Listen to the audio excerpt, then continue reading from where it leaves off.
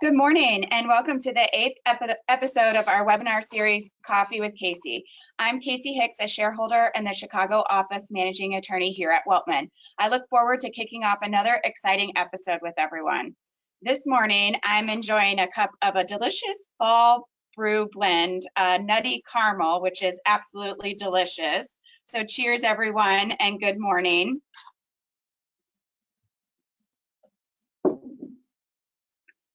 As a reminder, this is an interactive webinar, so please submit any questions that you have throughout the presentation through the question button in the control panel.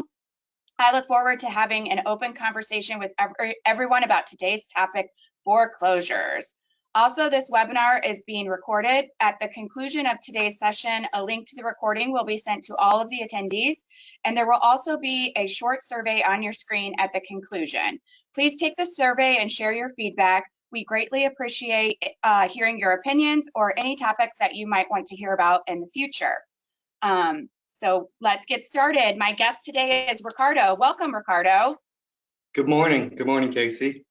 I was just telling Casey before the program started that I normally don't drink coffee in the morning. It's normally water. But because it's Coffee with Casey, I'm having a nice, mine's actually a coconut. It has coconut in it. Oh, coconut. Wow. A random one from our Keurig, and they go. It's pretty good. Mine's about 50% creamer, 50% coffee. So almost hot chocolate-ish. It sounds delicious. So, a little about me. I was born in Chicago, but around 10 years, when I was about 10 years old, we moved to Cincinnati. So I've been here for the last 30 years. The last 10 years I've been with Weltman. My primary focus the whole time has been on real estate default matters. Been licensed in Ohio for the full 10 years. Just recently, I mean, like last 2 weeks, got my Kentucky license. So it's nice practicing in both Ricardo. states. That's great news. My free time, I enjoy spending it outdoors with my wife, my son Leo, who's 6, my daughter Meadow, who's 3, and I have 2 dogs, Charlie and Lucky, and we like to go on, just hikes and stuff. We have this place, Glenwood Gardens, that's not too far that we like to walk around. Nice. Awesome. Thank you, Ricardo. We're looking forward to what you're going to teach us this morning. So this morning we have 3 key topics related to foreclosures, whether or not foreclosures are on the rise due to rising interest rates, increases in loss mitigation applications, and partnering with Weltman and utilizing our foreclosure forwarding program. So with that, Ricardo, why don't you lead us off with the first topic today? All right, as I'm sure most of the people on this call are aware, and most everyone, the interest rate has really risen over the last few years. Have this little graph here. You can see, around the start of the pandemic, beginning of March of 2020, we're all the way down at 3.25%. Great time for anyone looking to get a home, borrowing any kind of money. Lots of refinances happened then, I think. Yes, exactly. You really wanted to refinance then. And then it kind of just slowly grew, 4%, 5.5%, a couple years later. Now where we are today, it's and it's been this way since July, we're all the way up to 8.5%. That's the prime rate. So almost not quite triple, but a significant rise in the rate. Yes, that is a huge increase. So what this means for borrowers. So this is just an easy example, your monthly payment on a $150,000 30-year mortgage. So if you were lucky enough to get it right in the beginning of March, your mortgage payment would have been approximately $652 a month. That's fine. Everyone, they sign the mortgage, they know that. Currently, that same mortgage would be over $1,100. Almost double. Wild. Right. Wild. So where I'm seeing it affect the borrowers the most is on the variable rates. So if you got a fixed rate today at 8.5, you probably did the math. Okay, it's going to be 1,100. A lot of borrowers get the variable rate, get it at 3.25, maybe think, okay, at worst, maybe it's going to get to 5%, maybe 6, maybe it'll go lower, but most people probably think, okay, I'm still going to be in the 650 range. Maybe if it gets up to 5.5, I'll get up to 850. That's something I can handle. What I'm seeing now, getting lots of calls from people, from borrowers is, yeah, it's 3 years ago I was paying 650. I could easily pay that. Now with this variable rate, I'm paying $500 more a month. That's just not something I can swing. So for me, what I've seen, it's the second mortgages, the variable rates is what's getting hit the hardest. And with these increased rates, it looks like we're seeing a rise in foreclosures. Is that right, Ricardo? Yes, that's correct. So according to a report from Adam, there's been a rise in foreclosures in the third quarter of 23, as well as an annual rise. That report showed a 28% increase from the previous quarter, which is a giant rise. Last quarter, we had almost 125,000 properties with foreclosure filings, which represents a 34% increase from the third quarter just a year ago. So definitely a giant rise in foreclosures. Definitely seeing here in the real estate default program, our referrals are on the rise. A lot of second mortgage variable rate mortgages we're seeing are in default. As you can see, last year's third quarter prime rate was 6.25. This year, with what we currently are at is 8.5, which I believe definitely relates to the increase in foreclosures. It seems obvious. Yeah. More people are paying in their monthly payments. We did have a question come in, Ricardo. You have mentioned second mortgages a couple of times now. What factors should be considered when a lending organization is deciding whether or not to foreclose from a second mortgage lien position? Well, it depends on the state. I can talk to Ohio and Kentucky specifically right now. As far as the filing of the foreclosure, there's really not a difference in the filing of it. We would name we get a title report, we would name in Ohio and Kentucky all the interested parties, senior, junior, everyone. If proceeding from the junior position though, in Ohio and Kentucky, the senior can file an answer in two different ways. They can file a protective answer saying, hey, we want to be paid in the senior position from the sale proceeds if it goes to sale. Or they have another option to file an answer and say, the foreclosure sale must be subject to our mortgage. Meaning, if anyone buys this, they're not buying it free and clear. Our senior mortgage is going to stay of record. So as a junior lien holder, if you're thinking about this, if they file a subject to answer, okay, I'm going to get my portion of the proceeds.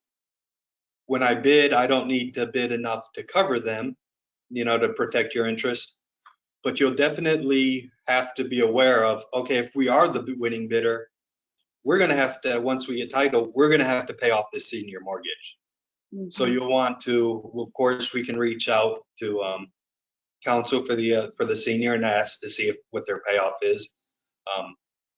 Generally, we get really good responses. There's a few lenders out there who don't want to give you the exact number all the time, but we can get a ballpark from the filings. Okay. So you want to do that, and that can change the bidding strategy. If they file just a normal answer, we want a portion of the proceeds. Then you want to, in your bid, calculate, hey, do we want to bid enough to cover them and us? Or is this property not worth it for us? If we're owed, on a second mortgage, maybe $15,000, do we really want to pay $100,000 to pay off, to pay off the first. So before initiating it, it's definitely a good idea to, one, figure out what the property's worth, have it appraised. Second, try through credit reports or other channels, try to get a ballpark of what the first is owed. Once you have that, you can do your analysis. Hey, is it financially, is it going to be worth us foreclosing from second for what the property's worth to what the first is owed? Fortunately, in these times, the properties are, most properties are still have really good value. So a lot of times you look, okay, the first is owed 100,000, we're owed 50,000. Our appraisal came back 300. Pretty easy call there. When this goes through sale, we should be safe that the first gets paid off as well as us in second position. Yeah, so I think it's a little bit different in Illinois and Wisconsin. I just want to clarify one thing you said, Ricardo. So in Ohio and Kentucky, do you name the senior lien holder as a defendant? Okay. We do not do that in Illinois and Wisconsin. You cannot name a senior lien, but it's the same kind of process you go through to determine if a foreclosure from a junior lien interest is going to be beneficial based on the value of the property. At the conclusion of the foreclosure, if the foreclosing lender becomes the owner of the property, they are then responsible for paying off that senior lien because they take title subject to the senior lien. So a little bit different, but the same analysis as to whether or not it would be beneficial is the same based off of the value of the property, it sounds like. So just wanted to clarify that because I know those are different in those states. Yeah, I know. I believe it's about split as far as the states that require you to name the senior versus don't. The ones that don't, you're always taking it subject to it. You're not going to, get past them somehow. Right, exactly. While we're speaking about foreclosures, there's another question that came in. What is the average timeline for a foreclosure? I know this is probably going to be state specific, so if you know, Ricardo, about specific states, why don't you go ahead and mention the average timelines for those, and then I can jump in with the ones that I know. Okay, yeah, so Ohio and Kentucky, the two states I'm licensed in, they're about 7 to 12 months. The biggest delay in those two states tends to be service, trying to get the party served. Once you serve them, they have a 28-day period. Kentucky's a little shorter, actually. It's 20 days to file a response. After that point, you can either proceed with a motion for summary or motion default. Depending on the county, it could take a week to some counties here, larger counties may take 45 days to rule on a motion for judgment. But overall, about 7 to 12 months. Indiana's a little bit shorter. It's about 6 to 8 months. They have a couple less steps. There's no post-sale confirmation. At the end of the sale, you submit a wholesale packet that's got the what I would consider the confirmation. Then some of our out-of-footprint states. I know, like New York, a state like New York, you'll be lucky to get a foreclosure wrapped up in under 3 years. Very long, especially in the boroughs. The court delay, if you get a continuance, you're looking at probably 6 to 9 months, in between every hearing.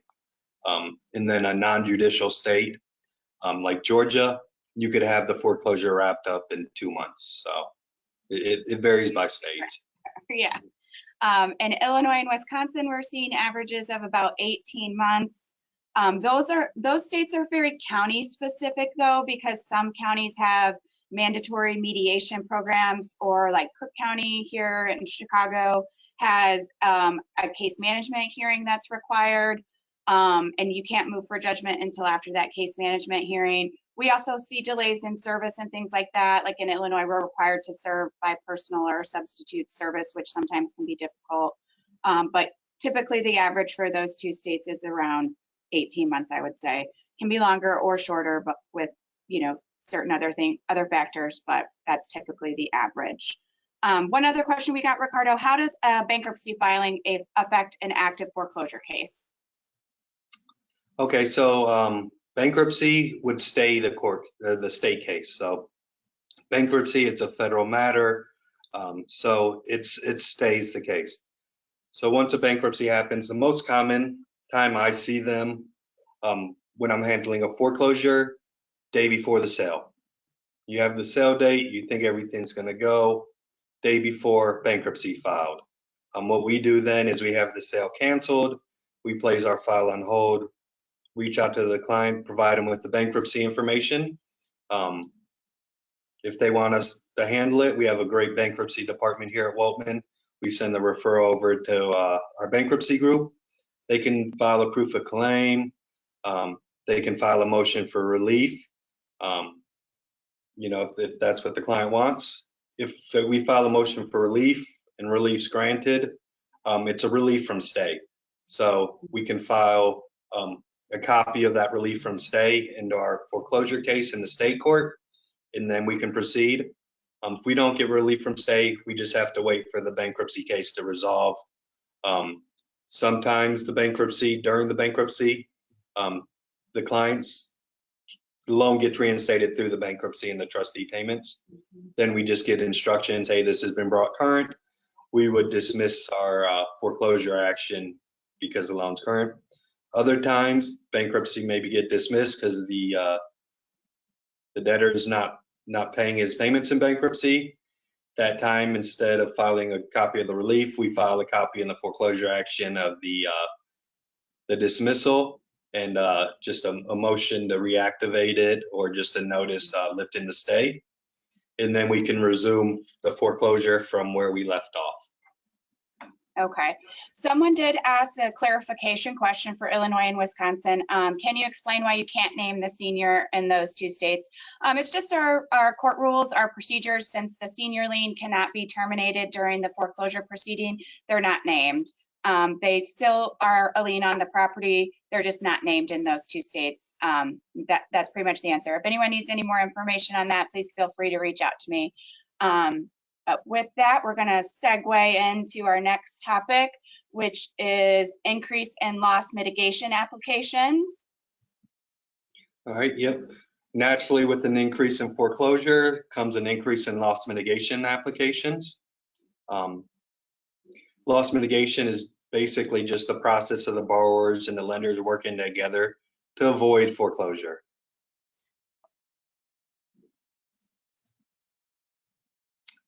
The loss mitigation procedures are implemented by servicers to comply with RESPA Regulation X. It's section 1024.41. Some of these procedures include informing the borrower of the documents and information they must provide to complete an application, providing borrowers a reasonable date to submit the documents and information, and very importantly, within 5 days of receipt, servicers must provide a written notice, receipt of loss mitigation application, along with clear information as to whether the application is complete or incomplete.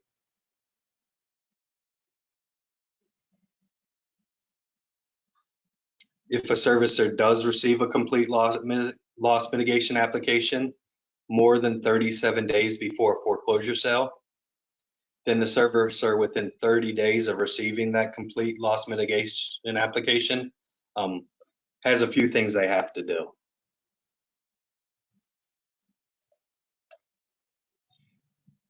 I'm sorry. They have to evaluate the borrower for all loss mitigations available to the borrower, and then they must provide the borrower with a notice in writing stating the servicer's determination of which loss mitigations options, if any, it will offer to the borrower. Sometimes you may get a complete loss mitigation application, determine, hey, they're making, $15 a month, even though the application is complete, there's nothing we can offer you.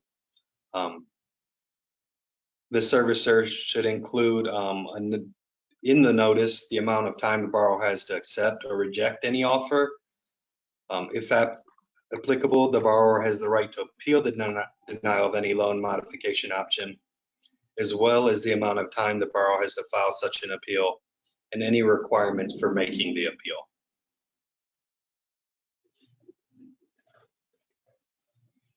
The most common forms of loss mitigation are loan modifications, forbearance agreements, or deed in lieu of foreclosure. Deed in lieus generally only would make sense if you were the only lien on the property, or if there was another lien, it was a very small lien that you were okay taking the property subject to this lien.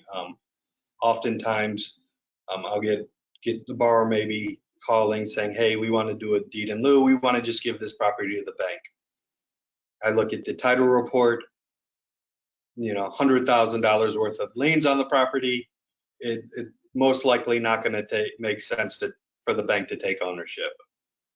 Forbearance agreements, just what it sounds like, you're agreeing to forbear some payments or change it. A loan modification, you're modifying the loan. You're either maybe modifying it to add additional years to the end, modifying it just to change the payment amount, but you're actually modifying the loan. It's very important for lenders to be prepared for the increase in loss mitigation applications due to the requirements of RESPA I was just speaking about. So, and should anyone ever need assistance, we can handle drafting loan modifications, forbearances, or deed in lieus for any of our clients. We've done all of those things. So. And one question we got, Ricardo, kind of jumping back to foreclosures a bit, what can you do if the homeowner borrower does not move out after the foreclosure sale? If you want to speak to how that works in your states, and then I can jump in as well. Yeah. So after the sale, if they're staying in there and don't want to move out, if the bank's not the winning bidder, nothing we have to do. We get our portion of the sale proceeds, and it'll be up to whoever's the new owner. So the third party who won it, it'll be up to them to handle. If the bank is the winning bidder in Ohio or Kentucky, the next step is, unfortunately, we'd have to file another action. It wouldn't be a foreclosure, instead it'd be an eviction action.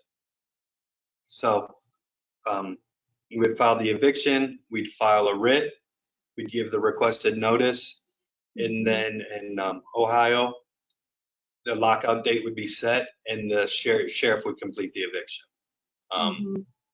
That's for owner or for occupied property. In Ohio, if it's just personal property, it's not as well. It's not necessarily as easy. There is no personal property eviction in Ohio. Instead, it's just on the lenders to be very careful, document, hey, this was all trash, and then you can trash it. If you see something maybe more valuable, it's just very important to notify best you can to notify the prior owner, hey, we have ownership, you've left your grand piano in the living room, come pick it up. So it's just important because you never know what someone may come back and say, hey, I know I didn't have the house, but I had left X in there. So it's just important to take pictures, have your property preservation, document everything. Yes, it's very similar here. We don't have a personal property eviction either. At the conclusion of the foreclosure, there is an order of possession that is entered in Illinois. And if the homeowner, borrower, anyone that's named in the foreclosure are the only people occupying the property, you can use that order to place with the sheriff to initiate an eviction. Typically, there's more people living in the property, though, we've found, so you would have to initiate another action for an eviction to name all of the people or unknown occupants that are occupying the property. So with that, we're going to move on to our last topic for the day, which is partnering with Weltman and utilizing the foreclosure forwarding program, which Ricardo heads up here at Weltman, so he's the expert. All right.